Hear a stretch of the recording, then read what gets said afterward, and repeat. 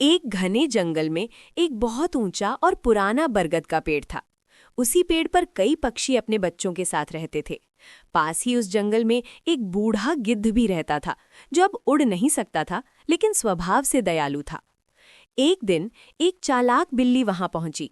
उसने पक्षियों से बहुत मीठी बातें की और कहा, मैं अब सन्यासी बन गई हूँ।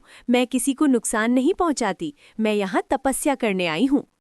पक्षी उसकी बातों में आ गए, लेकिन गिद्ध को उस बिल्ली पर शक हुआ। उसने पक्षियों को समझाया, सावधान रहो, मीठी बात करने वाले हमेशा सच्चे नहीं होते। लेकिन पक्षियों ने गिद्ध की बात नहीं मानी। बिल्ली रोज पक्षियों के पास आने लगी, धर्म और मित्रता की बातें करने लगी। धीरे धीरे पक्षियों का भरोसा जीत लिया। एक दिन उसने कहा, पास में एक सांप रहता है जो तुम्हारे बच्चों को खा सकता है। मैं तुम्हारे बच्चों को सुरक्षित स्थान पर ले चलती हूँ। भोले पक्षी उसकी बातों में आ गए और अपने बच्चों को उसे सौंप दिया। बिल्ली एक एक करके बच्चों को ले जाती और रास्ते में ही खा जाती। कुछ ही दिनों में पक्षियों के सभी बच्चे गायब हो गए।